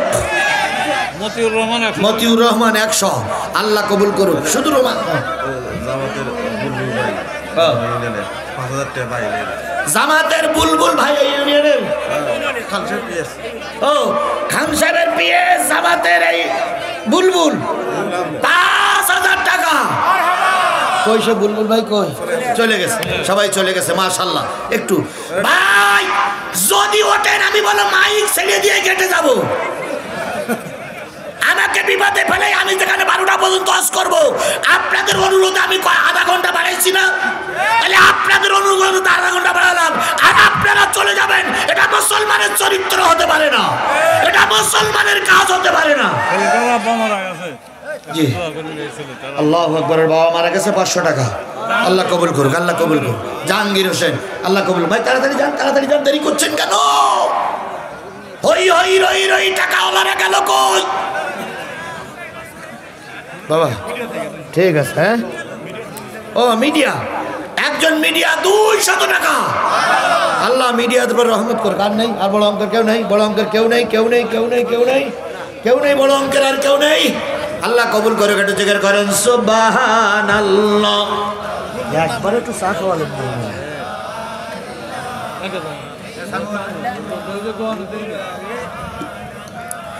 আলহামদুলিল্লাহ লা ইলাহা আরো জোরে সুবহানাল্লাহ। এখানে ঢেলেন না এইগুলো বারমুতি নেন নিয়ে আমার জায়গা ছেড়ে দেন। মহিলা প্যান্ডেল একটু দোয়া করেন মহিলা সবার জন্য দোয়া করাবে। যদি 5 টাকার জন্য দোয়া করি আর 500 টাকার জন্য দোয়া করি, তো দোয়া করতে করতে তো তাহাজ্জুদ পড়া লাগবে না। জি 100 আরো যা দেশ সবগুলো প্যাকেটের ভিতর ঢুকন তো ভাই। এখন আমার যাই সময় নেই, আমার বসাই রেখেছেন আপনারা 3 ঘন্টা। ও ভাই এই সময়ের সঙ্গে মিল হয়নি বলে শামীম সাঈদীর একটা ভিডিও দেখেছেন আপনারা? শামীম সাঈদীর একটা ভিডিও দেখেছেন? আমরা কিন্তু ওইটা দেখার পরে সবাই কি মর্মাহত, কষ্ট পেয়েছি। আল্লামা সাঈদী সাহেবের সুযোগ্য পুত্র শামীম সাঈদী কুষ্টিয়ার এক মাহফিলে যে সময়ের সঙ্গে মিল খায়নি বলে উনি জাতির সামনে খুব কষ্ট পেয়ে চলে এসেছেন। সব মাহফিল কর্তৃপক্ষর বলি এরকম সম্মানিত লোকদের এনে যেন আর কেউ অপমানিত না করি। দেশের সকলের কাছে আমি মিডিয়ার মাধ্যমে বলছি, শামীম সাঈদীর সঙ্গে কুষ্টিয়ার মানুষ যে ব্যবহার করেছে আমরা এর জন্য নিন্দা জানাই। আমরা এই মাহফিল কমিটিকে ধিক্কার জানাই। আমরা এই মাহফিল কমিটির জন্য প্রতিবাদ করছি। একদম সম্মানিত লোককে বসে এনে এরকম করা ঠিক হয়নি। আপনারা সময়ের পরে একটু গুরুত্ব দিবেন ভাই। গতকালকে দিনের বেলায় মাহফিল করেছি, রাতের বেলায় মাহফিল করেছি, আজকে রাতের বেলায় মাহফিল করছি, কালকে দিনের বেলায় মাহফিল আছে, তারপরে দিনের বেলায় মাহফিল আছে, রাতের বেলায় মাহফিল আছে। যদি ভাই এরকম কষ্ট করি আমাদের তো একটু জীবনের দিক খেয়াল করবেন। তারপর আমি কোনো জায়গায় আধা ঘন্টা ওয়াজ করে চলে গেছি এমন রেকর্ড তো নাই। এই জন্য সবাই একটু খেয়াল করবেন, আপনারা একটু সময় দিবেন, আমরা একটু সময় দিব। আমি বলেছিলাম 12টা পর্যন্ত ওয়াজ করব। যেহেতু নেতা আসছে, নেতাকে আগামী বছর আগামী দিনে ফুলের মালা দিয়ে বরণ করতে হবে। নেতার কিছু কথা বলার জন্য আধা ঘন্টা বেশি হয়ে গেছে, আমি আধা ঘন্টা বেশি বলছি। তাহলে এবার আমরা সবাই একজোট হয়ে গেলাম না ভাই? আল্লাহ আমাদের এর ভিতরে ধৈর্য ধারণ করে চলার তৌফিক দান করুন। এবার সবাই মিলে একটা তাকবীর দিয়ে শুরু করি। নারায়ে তাকবীর, লিল্লাহি তাকবীর, আল কোরআনের আলো, তোমার নেতা আমার নেতা, দুনিয়ার মুসলিম, লিল্লাহি তাকবীর। জাহান্নামের সামনে দাঁড়িয়ে আছে কয় গ্রুপ? 4 গ্রুপ। এই 4 গ্রুপের কারণ নাম কি আমি বলেছি? কিয়ামতের দিন মুসিবতের কালে জাহান্নাম আর জান্নাতকে আল্লাহ সামনে নিয়ে আসবেন। এক পাশে থাকবে জাহান্নাম আর এক পাশে থাকবে জান্নাত। আল্লাহ বলবেন জান্নাতি মানুষগুলো আর জাহান্নামী মানুষগুলো আলাদা হয়ে যাও। ও ফেরেশতারা, জান্নাতি মানুষগুলোরে জান্নাতের ভিতরে ঢুকাই দাও, আনন্দ সহকারে তারা থাকুক। জাহান্নামী মানুষগুলোরে জাহান্নামে ঢুকাই দাও, কান্নাকাটির ভিতরে দিয়ে তারা থাকুক। সর্বপ্রথম জান্নাতি মানুষেরা জান্নাতে চলে যাবে। জান্নাতের ভিতরে যে দীর্ঘদিনের বন্ধুরে খুঁজে পাবে, স্বামী স্ত্রীরে খুঁজে পাবে, স্ত্রী স্বামীরে খুঁজে পাবে, দলের নেতারা কর্মীদের খুঁজে পাবে, কর্মীরা নেতাদের খুঁজে পাবে। এমত অবস্থায় জান্নাতীর বাসীরা যখন আনন্দ মেতে উঠবে, তখন হঠাৎ করে শোনা যাবে নিচের দিকে একদল মানুষ জাহান্নামের সামনে দাঁড়িয়ে কোলাহল করতেছে, তারা আত্মচিৎকার করতেছে, তারা সাহায্য চাচ্ছে, ও জান্নাতীরা আমাদের একটু সাহায্য করো। জান্নাতি মানুষগুলো জান্নাতের ভিতর থেকে তাকায়ে বলবে, কলু তোরা কারারে? তখন তারা প্রথম যারা জাহান্নামের সামনে দাঁড়িয়ে আছে ওই ফেরেশতার সামনে দাঁড়িয়ে, ফেরেশতাদের সামনে দাঁড়িয়ে আর জান্নাতি মানুষদের সামনে দাঁড়িয়ে বলবে, কলু লাম নাকু মিনাল মুসাল্লিন। ও আল্লাহর বান্দারা, তোমরা জান্নাতে গেছো, ও ফেরেশতারা তোমরা আমাদের কাছে প্রশ্ন করতেছো, আমরা যারা সামনে দাঁড়িয়ে আছি সব আমরা বেনামাজি। সবাই কি? আরো জোরে বলেন, সবাই কি? আওয়ামী লীগের লোকের কথা বলা হয়নি, বিএনপি জাতীয় পার্টি জামাতের কথা বলা হয়নি, বলা হলে আমরা সবাই কি? খালি বোঝা গেল যারা নামাজ পড়বে না তারাই যাবে জাহান্নামে। কথা ক্লিয়ার? এতে কোনো দলের নামগন্ধ পাওয়া গেছে? পাওয়া গেছে। যারা নামাজ পড়বে না তারাই যাবে জাহান্নামে। এবার আসুন, আপনি আর আমি যদি নামাজ না পড়ি তাহলে কোথায় যাব? এবার মনে করতে পারেন আমি নামাজি, আমি জান্নাতে যাব। না না না, আপনি একা একা কোনো কাজ করতে পারেন না, একা একা জান্নাতেও যেতে পারবেন না, জাহান্নামেও যেতে পারবেন না। প্রশ্নটা করলাম, উত্তরটা সূরা বনী ইসরাঈল আল্লাহ বলতেছেন, ইয়াউমা নাদউ কুল্লা উনাসিম বিইমামিহিম। কিয়ামতের দিন যে জান্নাতে যাক আর যে জাহান্নামে যাক, নেতা সহ সবাইকে রোজে মহাশরের ময়দানে তোলা হবে। সাপোজ মনে করুন আগামী নির্বাচন হবে, এখান থেকে 1 বছর পর কি 6 মাস পর ভোটে দাঁড়াইছে 4 গ্রুপ। কয় গ্রুপ? এক গ্রুপই আছে খান সাহেব, আর এক গ্রুপই আছে বিএনপি, আর এক গ্রুপই আছে আওয়ামী লীগ, আর এক গ্রুপই আছে জাতীয় পার্টি। মনে করে নেরাই দাঁড়াবে, বোঝানোর জন্য বলতেছি। 4 গ্রুপেরই বলুন তো, নির্বাচন করতে গেলে নেতার পিছনে কিছু কর্মী বাহিনী থাকা লাগবে না? লাগবে না? কর্মী ছাড়া দল করা যায়? আমাদের খান সাহেব যখন চলে গেছে একসঙ্গে 50-60 জন কি, তাহলে ওরা হলো খান সাহেবের কি কর্মী। আগামীকাল যদি বিএনপি নেতা এখানে সমাবেশ করে, উনি চলে যাওয়ার পর ওনার পিছনে 50-60 জন চলে যাবে, তাহলে ওই লোকগুলো বিএনপির কর্মী। আওয়ামী লীগ যদি নির্বাচন করার সুযোগ পায়, আওয়ামী লীগের নেতা চলে গেলে ওনারাও হলো আওয়ামী লীগের কর্মী। আল্লাহ রাব্বুল আলামিন বলতেছেন, আল্লাহ রাসূল বলেন, মান তাশাব্বা বিকওমিন ফাহুয়া মিনহু। যেই জাতির সঙ্গে, যেই দলের সঙ্গে, যেই গোষ্ঠীর সঙ্গে তোমার ওঠা বসা, ওই গোষ্ঠীর লোকেরা যেখানে থাকবে তোমাকেও সেখানে থাকা লাগবে। এবার আসুন, জাহান্নামের সামনে যারা দাঁড়িয়ে আছে তারা সব কি? বেনামাজি। এখন আপনার দল জান্নাতি না জাহান্নামী? আজকে খান সাহেবের সমাবেশ এটা হয়নি, এটা হয়েছে কিসের সমাবেশ? আগামীকাল অথবা 2-3 মাস পরে এই ময়দানে খান সাহেবকে ডেকে নিয়ে আসবেন। জিহাদিকে ডেকে নিয়ে আসেন না, শুধু খান সাহেবকে ডেকে নিয়ে আসেন। কারণ খান সাহেবের পরিচয়, তিনি অ্যাসিস্ট্যান্ট সেক্রেটারি জেনারেল কোন দলের? বাংলাদেশ জামাত ইসলামীর দলের এখানে একটা মিটিং হবে। এই মিটিংয়ের মাঝামাঝি যেয়ে যদি আসরের আজান হয়, আসরের আজান শোনার সাথে সাথে সমাবেশটা কি হয়ে গেল? স্থগিত হয়ে গেল। যে দলের স্থগিত হয়, স্থগিত হয়ে গেল।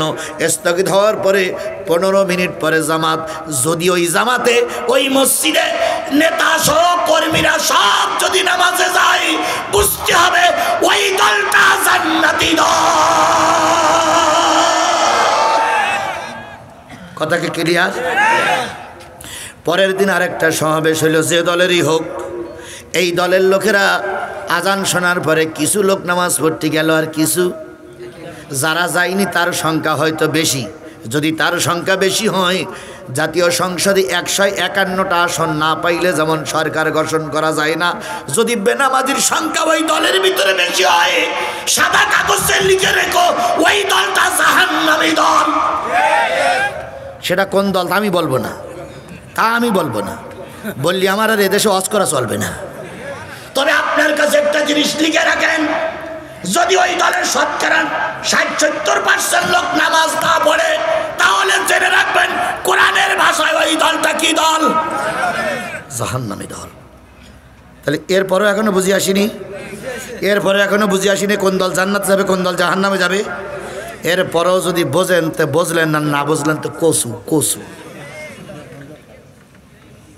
এবারে শুন, বোঝার জন্য আর একটু বলি, ভোট এসে গেছে, ভোটের সময় সব ভোট চাওয়ার জন্য আসছে। এখন আপনি দেখতেছেন নাজেহাল হয়ে যাচ্ছে, বল আমি এই করব, বল আমি সেই করব। ঠিক সেই সময় 4 জন নেতারে দাওয়াত করবেন, ঠিক মাগরিবের আগে। কিসের আগে? মাগরিবের আজান হয়ে গেল, নেতারে মসজিদে নিয়ে বলবেন, ভাই আপনি তো 2 লাখ লোকের ইমামতি করবেন সামনে, কারণ এই এলাকার 2 লাখ ভোটার আছে, তা 2 লাখের ইমাম হবেন, তা আজকের মাগরিবের নামাজটা আপনি পড়ান। কি পারবেন না? আরে বাবা, এর তো কোনো দলদারির কিছু না। আইসো ভোট চাইতে, মুসলমানদের ভোট দেবা। মাগরিবের নামাজের ইমামতিটা আপনি একটু করেন। যদি বলেন হুজুর এই যে ইমামতি দিতে হবে, দলিলটা কি? দলিলটা হলো আল্লাহ রসুল বলেছেন, ইয়াউমুল কওমা আকরাহুম লিকিতাবাল্লাহ ফাইন কানু ফি কিরাতিন ফাআলামুহুম বিসুন্নাহ ফাইন কানু বিসুন্নতি সাওয়াউন ফাকদামুহুম হিজরা ফাইন কানা ফিল হিজরাতি সাওয়াউন সিন্নাউ ওয়ালা ইউমিনুর রাজুল আর রাজুলু ফি সুলতানিহি ওয়ালা ইয়াকুদু ফি বাইতিহি। আল্লাহ রসুলের কাছে প্রশ্ন করেছিলেন, ইয়া রাসূলুল্লাহ, যখন মানুষ নেতা হতে চায় তখন অনেক লোক নেতা হওয়ার আকাঙ্ক্ষা জাগে, ওদের ভিতর থেকে আমরা নেতা বানাবো কার? হুজুর বললেন, যার তেলাওয়াত সবচেয়ে ভালো, যার তেলাওয়াত সহি, ওয়ারাতিলিল কোরআনা তারতিলা, যে মাখরাজ শুদ্ধ করে কোরআন তেলাওয়াত করতে পারে, তাকেই তোমরা ইমাম বানাও, নেতা বানাও, এমপি বানাও, মন্ত্রী বানাও, মেম্বার বানাও, চেয়ারম্যান বানাও। এরপরও কিছু লোক কয়, হুজুর যে কি বলে গেল তাই বুঝলামই না। বুঝবা কি করে? তোমার এখনো বগলে চুল উঠিনি দুলাভাই। এই জন্য তো দেশের এই 12টা বাজে। কথা বলেন ঠিক না বেঠিক? আলেম ওলামারা যখন অপমান হয়, জালেমরা তখন ক্ষমতায় বসে। কথা বলেন। যদি আমরা আলেমদের কদর বুঝতাম, আলেমরাই দেশের মাথার মুকুট হয়ে থাকতো। কথা বলেন ঠিক না বেঠিক?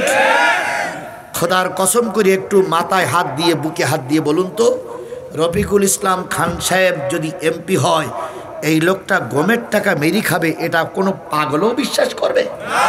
জোরে বলেন, পাগলও বিশ্বাস করবে? আর এখন এমপি হওয়ার আগে যারা জায়গা দখল করতেছে, এমপি হওয়ার আগে যারা দোকান দখল করতেছে, এমপি হওয়ার আগে যারা গোল চত্বরে চাঁদাবাজি করতেছে, এখনো ক্ষমতায় যায়নি, তাই চাঁদাবাজির ঠেলায়। আর ক্ষমতায় যদি যায়, 15 বছরের ক্ষুধার্ত নেতা শুধু গাই গরুর মতন দমে আর বলবে, নিয়ে আয়, নিয়ে আয়, নিয়ে আয়, নিয়ে আয়।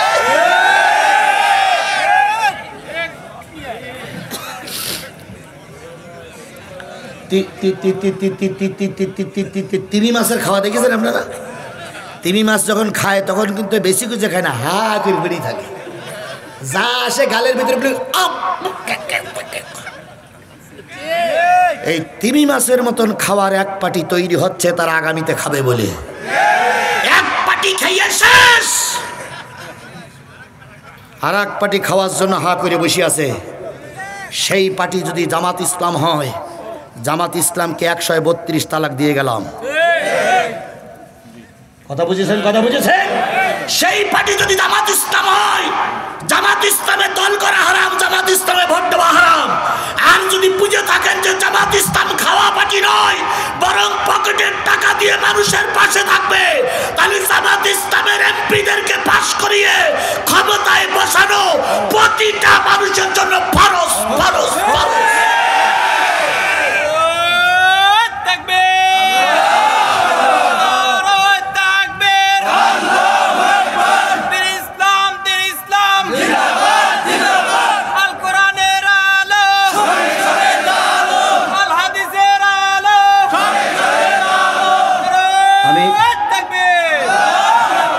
ভাইরে সময় আমার বিরাট শত্রু। এই আধা ঘন্টা সময় নিলাম তো সে হয়ে গেছে ভাই। আমি কব হ্যাঁ বলতে আমি ওরে হুজুর মারে বড় গোস্ত হোক। খেয়াল করুন খেয়াল করুন খেয়াল করুন। তাহলে আমি যেটা বুঝাতে চাচ্ছিলাম সেটা হলো বাংলাদেশ জামাত ইসলামের ভিতরে যদি দুর্নীতি পাওয়া যায় আমরা ওই দলে থাকবো না। এখন হয়তো বুঝতে পারতেছেন, হয়তো বলতে পারেন হুজুর ওরা তো ক্ষমতায় যায়নি তা বসবে কি করে। এটাও ঠিক না। কিছু কিছু লোক বলে ক্ষমতায় যায়নি তা বসবে কি করে। হ্যাঁ, তিন পার্টির ক্ষমতার মস্তদে বসাইয়ে পরীক্ষা করেছি।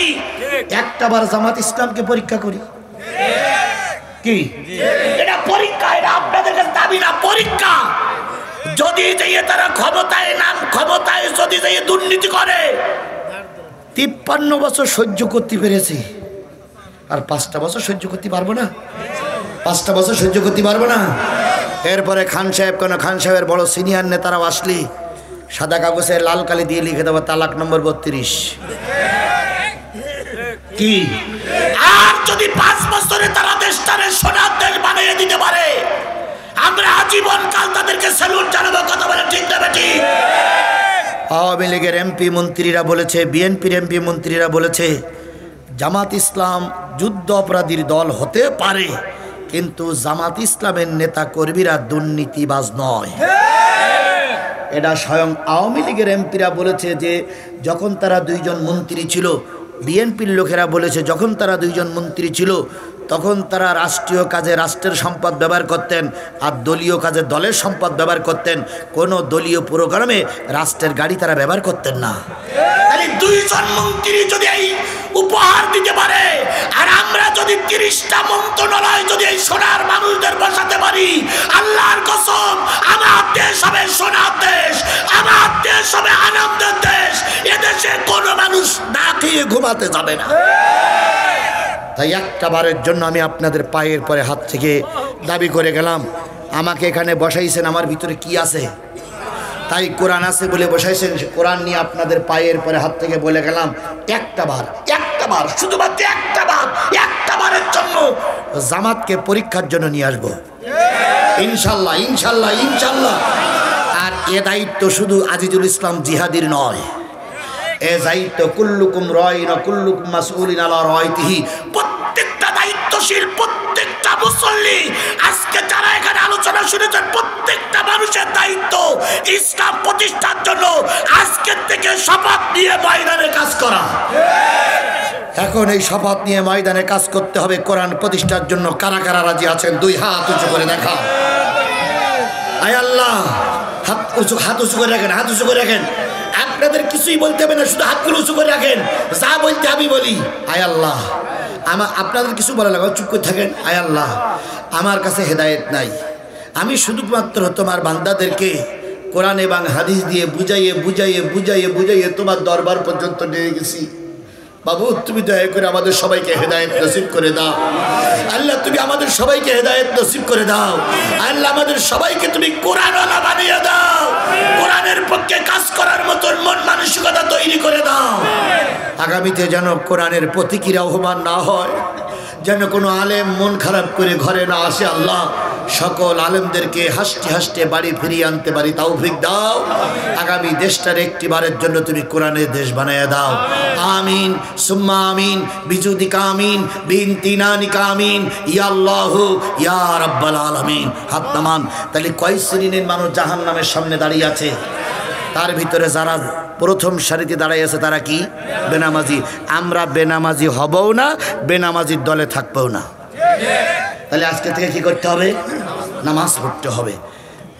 বুঝুন, আপনি জামাত ইসলামের বিরাট নেতা, সমাজ কল্যাণ পরিষদের আপনি বিরাট নেতা, কিন্তু আপনার নামাজ নাই, আপনি জান্নাতে যেতে পারবেন না। আপনার নামাজ আছে, দলও ঠিক আছে, আপনি কোন দল? জান্নাতি দল। আমি কিন্তু একবারও বলিনি যে জামাত ইসলাম করলে জান্নাতে যাওয়া যাবে, একবারও বলেছি, আপনারাই সাক্ষী থাকেন। বলেছি আমি বলেছি যে যদি ইসলামী দলের পক্ষে আমরা থাকি, সেই দলে যদি নামাজি বেশি থাকে, নামাজি লোক জান্নাতে যাবে। সেই সূত্রে নামাজি লোকদের সঙ্গে থাকলে আমরাও কোথায় যাব? আমি একবারও বলিনি যে জিয়ার নাম নিলি জান্নাত, জিয়ার নাম নিলি জান্নাত, জিয়ার নাম নিলি জান্নাত, জিয়ান। এরা বলে তা মুখে একটু বাদেও না। যত বলতেছে তত পছন আসতেছে। কথা বলেন, কথা বলেন, কথা বলেন। আল্লাহ আমাদের বোঝার তৌফিক দান করুক, কারণ তারাও আমাদের ভাই। 2 নম্বরে তোমরা কারা গো? 2 নম্বরের লোকেরা বলবে কলু লাম নাকু মিনাল মুসাল্লিন ওয়া লাম নাকু নুতিমুল মিসকিন, আমরা হলাম গরিবের মাল খাওয়া পার্টি। জাহান্নামের 2 নম্বরে লাইনে দাঁড়াই আছে তারা কোন পার্টি? গরিবের মাল খাওয়া পার্টি। গরিবের মাল খাওয়া পার্টি কোন দলে বেশি? এ দলের নাম নিয়ে না, তাহলে দুবার উজু করা লাগবে। কোন দলে গরিবের মান খাওয়া পার্টি বেশি আছে আপনারাই জানেন। কথা বলেন ঠিক না ঠিক? কত খাওয়া যে খাইছে, এই হয়ে গেছে তো হয়ে গেছে, বসুন দোয়া হবে। এখনই তো আমি সংক্ষেপে বলতেছি। তাহলে কোন দলে গরিবের মাল খাওয়া পার্টি বেশি আছে? আমাদের জানা না অজানা? তাহলে যে দলের গরিবের মাল খাওয়া পার্টি বেশি আছে আর খাওয়ার জন্য যারা চেষ্টা করতেছে, দয়া করে ওই দলে থাকলে জাহান্নামে যাওয়া লাগবে। এই জন্য ওই দলে আমরা থাকো। 3 নম্বরে আকুন্না নাখুদু মাল কায়দিন। ফেরেশতারা বলবে 3 নম্বর লাইনে যারা দাঁড়াই আছে তাদেরকে মাঝে মাঝে বক্তৃতা মঞ্চে দেখতাম, তোমরা বক্তা, তোমরাও অনেক মসজিদে ইমামতি করতে, তোমরাও অনেক মাদ্রাসার শিক্ষক ছিলে, তোমরাও সাইদি রায়ের পরে আনন্দ মিছিল করেছিলে, তোমরা তো হুজুর হুজুর পানা দেখা যায়, তা তোমরা এই 3 নম্বর দলে ঢুকলে কেন? এটা না বললে কিছুটা অপূর্ণ থেকে যাবে। বলো ভাই, তোমরা এই 3 নম্বর দলে তোমরা ঢুকলে কেন? তোমরা তো সমাজের বিরাট বিরাট হুজুর ছিল। ওরা তখন বলবে, দুঃখ করে বলবে, ভাই আমরা নামাজ কায়েমের পক্ষে ছিলাম, জাকাতের পক্ষে ছিলাম, রোজার পক্ষে ছিলাম, মাদ্রাসার চান্দার পক্ষে ছিলাম, কিন্তু দিন কায়েমের পক্ষে ছিলাম না। অকুন্না নাখুদু মাল কায়দিন। বরং ওই আওয়ামী লীগ সহ যারা দিন কায়েমের বিপক্ষে ছিল, আমরা তাদের পক্ষ অবলম্বন করে দিন কায়েমকে ধ্বংস করার জন্য ওদের পক্ষে হয়ে আমরা সমাজে ফতোয়া দিতাম। তাহলে এই ফতোয়া সৃষ্টিকারী হুজুররা যারা দিন কায়েমের বিপক্ষে টুপিওয়ালারা ফতোয়া দিচ্ছে, আর যে টুপিওয়ালারা ওদের সঙ্গে থাকতেছে, এরা থাকবে জাহান্নামী দলের কয় নম্বর দলে? 3 নম্বর দলে। 4 নম্বর দল হচ্ছে অকুন্না নুকাযযিবু বিয়াউমিদ্দিন। এতক্ষণ যে কথাগুলো বললাম, এই কথাগুলো যারা অস্বীকার করবে, আজকে যে দলের লোক যারা অস্বীকার করবে, এরাও যাবে জাহান্নামে। কারণ আমি কি আমার বাবার কথা বলেছি? আমি কিসের থেকে কথা বলেছি? হয়তো সময়ের অভাবে সব ব্যাখ্যা করতে পারিনি, কিন্তু আমি তো কোরআন দিয়েই কথা বলেছি। কথা বলে ঠিক না বেঠিক? তাহলে এই কথাগুলো যারা অস্বীকার করে চলবে, আল্লাহ বলেন এরাও যাবে জাহান্নামে। আল্লাহ পাক ওই 4 দলের ভিতরে না রেখে আমাদেরকে নামাজি হওয়ার তৌফিক দান করুক। যারা মিসকিনের মাল খায় তার দলে না রেখে যারা মিসকিনের হক আদায় করে তাদের দলে থাকার তৌফিক দান করুক।